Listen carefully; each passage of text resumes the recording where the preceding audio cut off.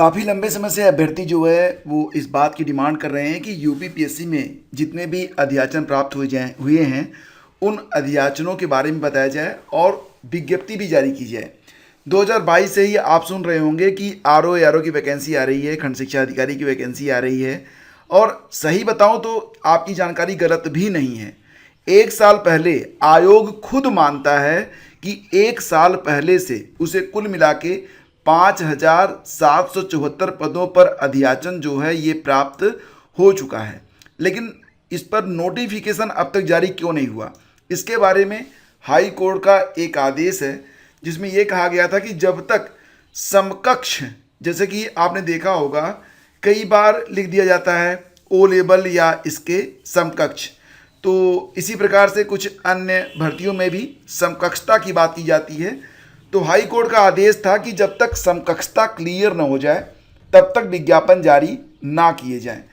तो इसी समकक्षता के चक्कर में कुल 5,784 पदों पर एक साल पहले से अध्याचन प्राप्त होने के बावजूद विज्ञापन जारी नहीं हो रहा है। तो कल बहुत सारे अभ्यर्थी, सब्र का बांध टूट चुका था, तो सभी ने यूपीपीएससी जाने का फैसला लिया और उप सचिव से उनकी मुलाकात भी हुई और वहाँ से जो जानकारी मिली है कि किस किस पद के लिए कितने कितने अध्याचन प्राप्त हो चुके हैं, ये जानकारी भी कल शेयर की गई है। और ये भी कहा गया है कि देखो अभी तक जो अध्याचन मिला है उनकी संख्या यही है, आने वाले समय में अगर और भी अध्याचन ऐड होते हैं तो उन्हें हम प्री परीक्षा से पहले यहाँ पर ऐड कर देंगे।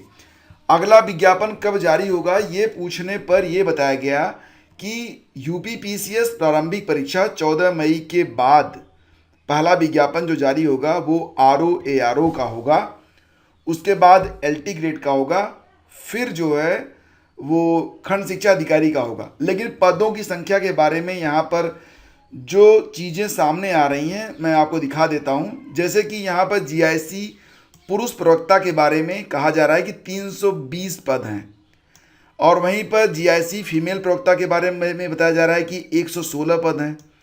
एलटी ग्रेड पुरुष के लिए 3,224 और एलटी ग्रेड फीमेल के लिए 1,708 पदों का अध्याचन मिला है।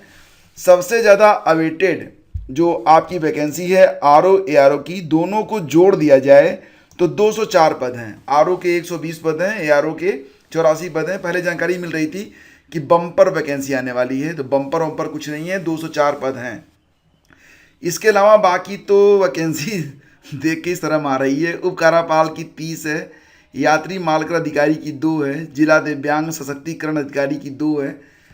खंड शिक्षा अधिकारी के बारे में जो जानकारी मिल रही थी कि 300 से ज़्यादा पद रहेंगे, तो बाद में इसे घटाया गया और घटाया गया और घटाया गया।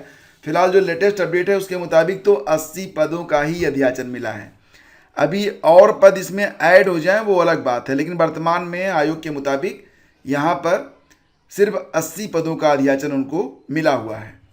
बाकी यहाँ पर आप देख सकते हैं, तो कुल मिला के देखा जाए तो 5,774 पद हैं और ये जो पद हैं आप यहाँ ही से जोड़ लीजिए कि कहाँ पर कितने पद हैं।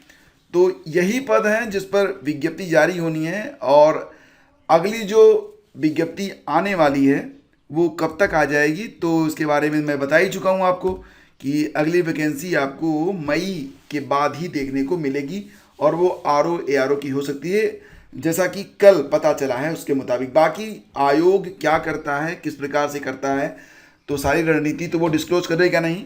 और ये भी बता दें कि हो सकता है कि मुझसे अधिक जानकारी आपको ही हो, क्योंकि जो जानकारियाँ पब्लिकली शेयर होती हैं तो वही मैं यहाँ पर आपको बताता हूँ। ऐसा कुछ भी नहीं है कि मैं बहुत ही जो अंदर बिल्कुल चल रहा है उसके बारे में मैं आपको बता पाऊँगा, क्योंकि इतने गहरे सूत्र तो मेरे तो नहीं है, कुछ लोगों के होते होंगे, लेकिन फ़िलहाल जो अपडेट है वो यही है।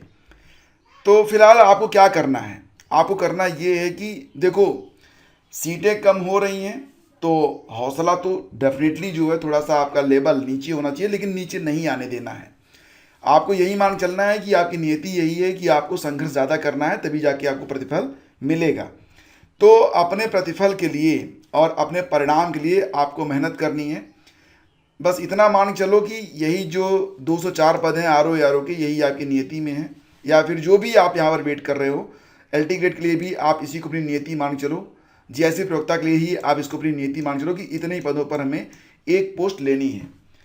तो मिला जुला कर यही है कि अगर आप ठान लेंगे तो यही जो पद हैं इन्हीं में किसी एक पद पर आप चयनित भी हो जाएंगे। और हिम्मत हार गए तो आप जान ही रहे हैं कि अगर हार गए तो समझ लीजिए पहले ही लड़ाई से बाहर हो गए। बाकी आपकी चीज़ों पर है। और एक बात और भी कि कोई भी चीज़ जो मायने रखती है वो आसान नहीं होती है। इसीलिए कहा गया है कि जान लड़ा दो या फिर जाने दो। ISPCS master class YouTube channel अभी नया है, इसको आप तुरंत सब्सक्राइब कर लें क्योंकि आने वाले दिनों में ये चैनल एक माइलस्टोन स्थापित करने वाला है। Thank you so much.